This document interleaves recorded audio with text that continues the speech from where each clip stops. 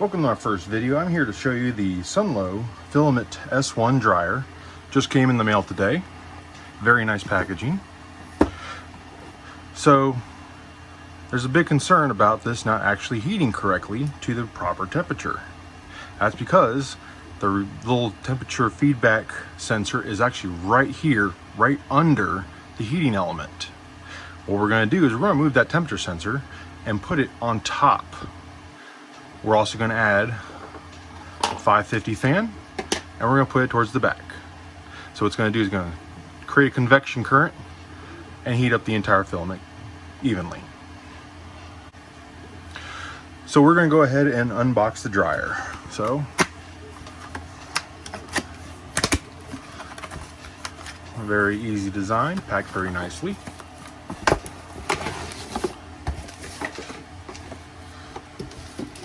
With instruction manual,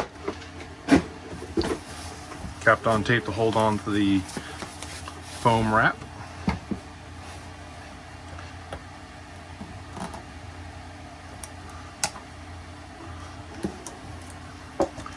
Inside packaging that also holds the charger, and looks like a warning and QC pass label with the 2 amp charger. Very straightforward. That metal curve on the bottom is the heating element, so be careful with that, especially when it's plugged in. Here's the front display. All right, go ahead and get into it. So a couple things you're going to need. First, you're going to need electrical tape. Obviously the power cord, shrink wrap, something to shrink the shrink wrap, old Radio Shack solder 6040, a Winsen dual ball bearing 24 volt fan, and it could be a 12 volt depending on your model printer. Phillips screwdriver, and the handy dandy flush cutters and pliers. You can get these at Home Depot. You're also going to need a soldering pencil.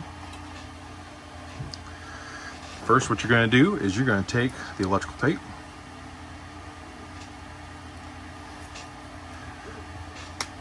you're going to take 2 pieces, and you're going to put the electrical tape right on the bottom edge. So what happens is there's 2 clips here and here, and there's 1 big clip up here. You will not get this one out. Your better luck is to get these 2 out first.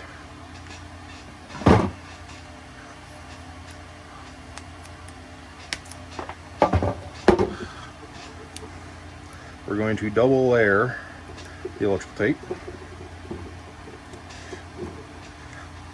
This is just to not mar the bottom bezel. Now what you're going to do is you're going to take your pliers and you're going to place them right about here, and you're going to push in and up. It's going to pop this face off.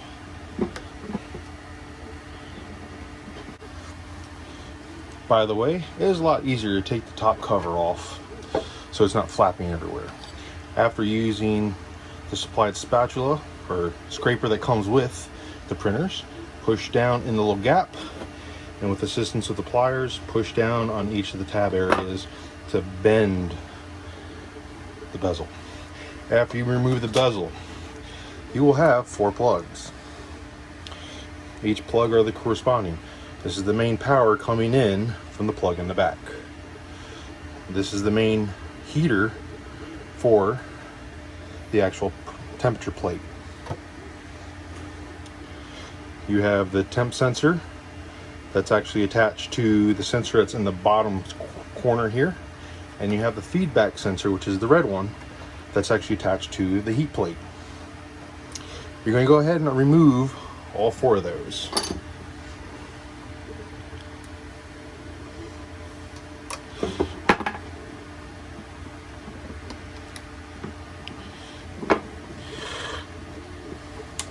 Those are the easy ones. Now what you're going to do is take a number 1 or 0 Phillips and remove these little screws in the front here.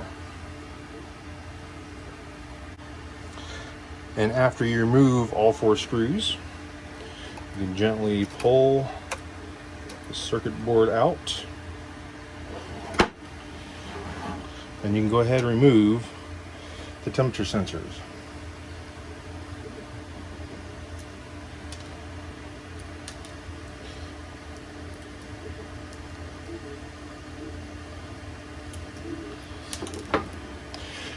Go ahead and put that in the box there, keep all the parts together from rolling around. Now, because these wires are so short, you can't just open up and take these screws out.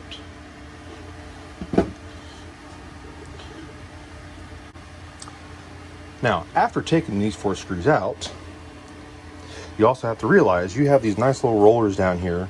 What happens is you can still feed the filament into the printer and they just roll. So it's a supplied roller for yourself. To get these out, you kind of have to bend the box outward, pull up on one side, and they come out. Put those right there. Put that right there. Now we have access to the heating element. So the red means it's actually on the heat plate.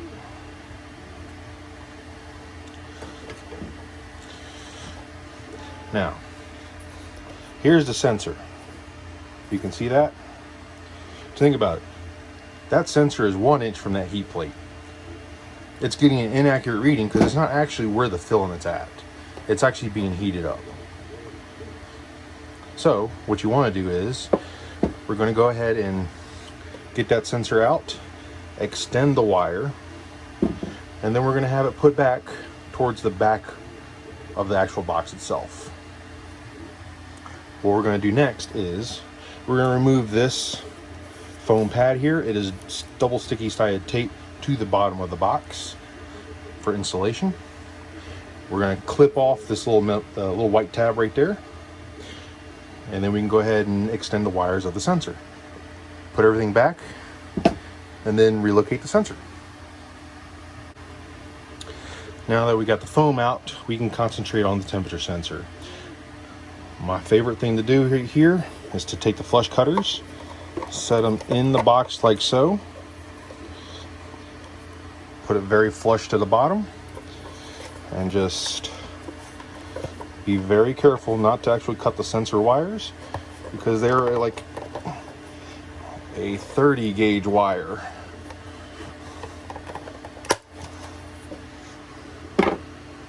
Take the sensor out. That's how the sensor is. Now, my purpose, I'm going to leave it in just as it is, so it doesn't ruin any of the coating of the wire, because it's basically speaker magnetic wire.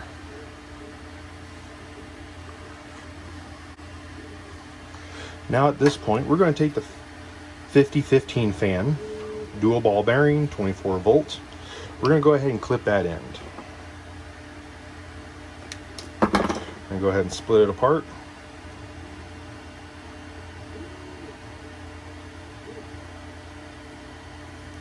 Strip the wire ends, and then we're going to pair it with the plug that sits in the back. So the 24 volt goes in, as you see with the specifications on the back are. 24 volts matches the fan. Goes in. We're going to go ahead and parallel it up with those wires.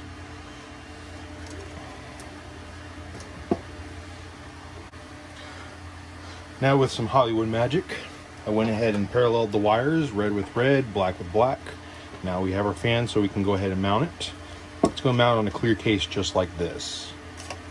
I also took the liberty while on break to go ahead and splice into that temperature sensor, making the wires longer.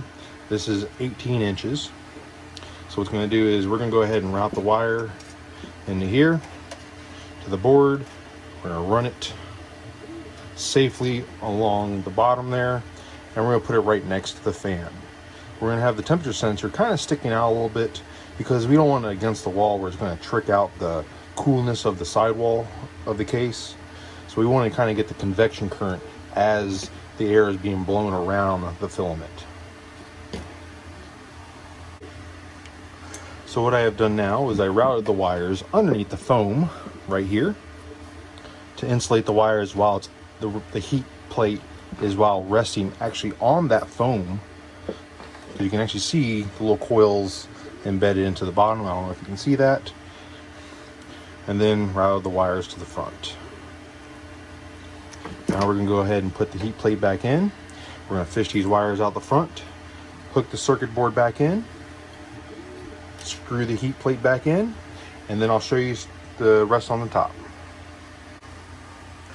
Alright, so what I've done is I went ahead and plugged in all the connections to the circuit board, put the circuit board back in, put the hot plate back in, also put the rollers in. Make sure these roll freely. Now we have the temperature sensor and we have the blower ready to go on in. So what we're going to do is go ahead and connect the back of the box.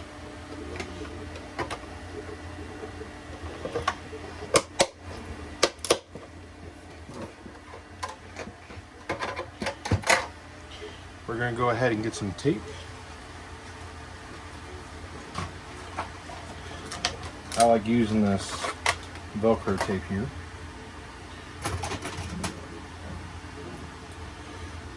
Cut it directly in half.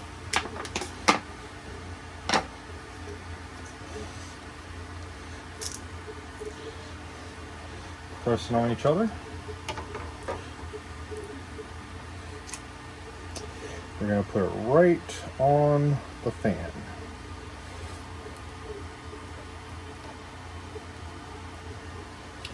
Now with this, what you want to do is be able to aim the fan so the air is blowing downward. So what it's going to do is it's going to blow air over the hot plate, creating a convection current of hot air going around the actual filament itself. Then what we're going to do is we're going to mount the temperature sensor, put that somewhere over by the fan. So what it's going to do is going to read the convection current going back into the fan, giving you a more correct reading of the temperature inside the plate. Now how SUNLU designed this is the hot plate on the bottom will radiate heat to the bottom of the filament so it would actually evaporate the moisture. What happens is it gets colder as it gets to the top and then starts to heat back up when it gets back down. What you want to do is you want to get constant heat on the filament all the way around. That's for the best results. Also, another thing you want to do is that bezel you had. If you ever need to open it back up, it's really hard to. So what you want to do is kind of clip the little clips here to be a little shorter, so it's easier to take off this plate, but not too short where it'll keep falling off all the time. So pretty much at this point of the video, we're done. What I went ahead and did was I added a humidity sensor with Celsius reading. I put the fan in the back that has a temperature sensor zip tied to the fan, so you have the recurring air going back over the fan. The wires are actually rated to 80 degrees Celsius, so they're not really going to burn up. They're not going to chafe. They have enough room in there to move around, so you can open the box all the way. Good to go. So we're going to go ahead and power it up. I'm going to take the supply cord that comes in. Now when you plug this in, because you are directly powering the fan's going to come on, even though the front face is off. And if you notice, if you look on the front plate, there's actually a fan spot on soldered landings on the front board. I don't know what they are for. I don't know when they come on, all that stuff. So as you see, the fan is on, it's blowing air, it's doing its own convection current. Go ahead and turn it on. Hey, look, it's 22 degrees Celsius in here. It might be a little warmer on this one because it's been just sitting out, catching up to room temperature for me. Set for 55 degrees Celsius. Go ahead and turn it for 24 hours because that's the maximum setting. We want to make sure it's programmed. So program value, set value. So what we do is we wait. At that point, we're going to go ahead and get a spool of filament put in there.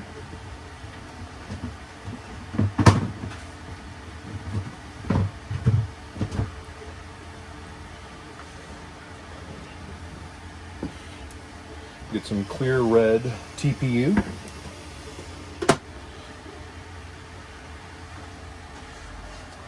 And then I'll come back and I'll show you a infrared reading of how it's working.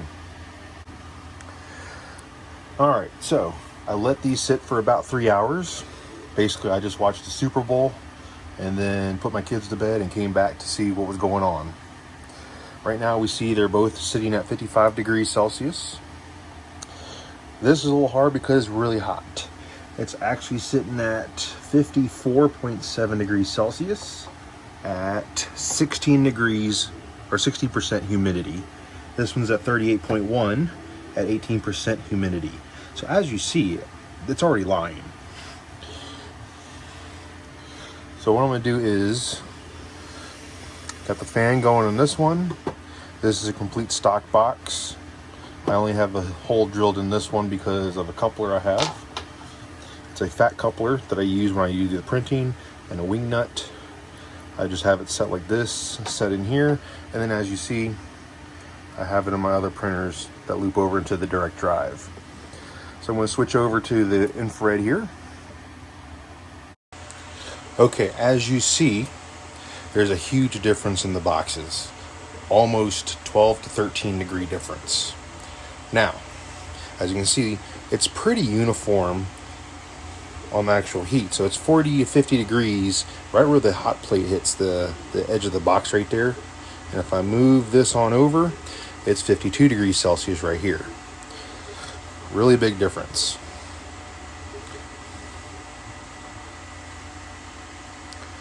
So what I'm going to do is I'm going to open the box here.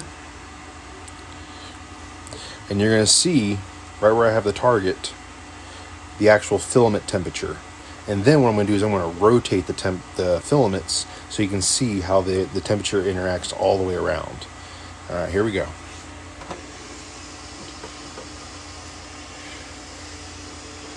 So I don't want to mess up my printing while I'm going here, but you can see it's a big difference. 41 degrees Celsius compared to almost 55.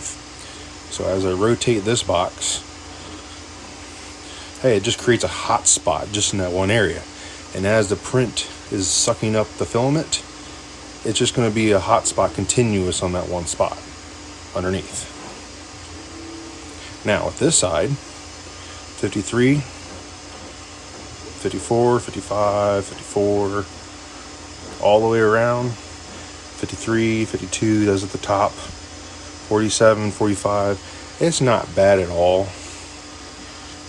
So I mean, really, just by having that fan circulating everything and having the temperature sensor all the way in the back here, you can kind of see at the tip of my finger. I mean, makes a big difference for drying your filament.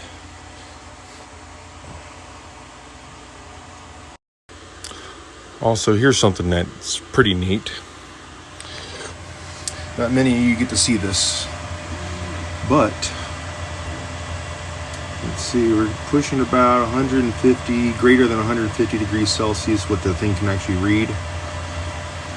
But you see how cool the part is. You see the cooling fan, how cool that is, but the motor heat. Pretty neat, huh? Same with over here. Bed's at 60 degrees Celsius. The hot end is peeking out. And you can see how cool everything is. And with the hot end, the filament, you can actually see the heat travel up the PTF Capricorn tube. Not bad at all. So in conclusion, just having a fan circulate it, get like a convection current in there, putting the sensor somewhere where it's not near the hot end, so you're not really getting just a hot spot on one side. Let's see.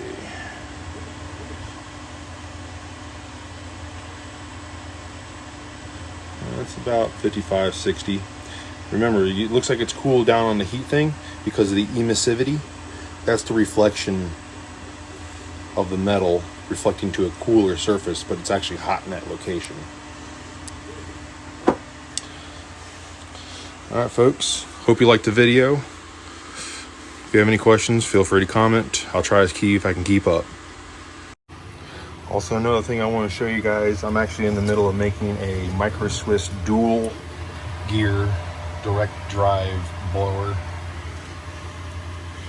I'm in the middle of finishing it up now. I'll be posting this on Thingiverse shortly. Maybe I'll put some infrared pictures online too as well.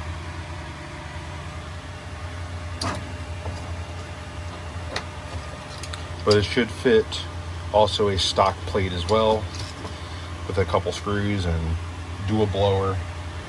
I modified the tips, so it's coming along.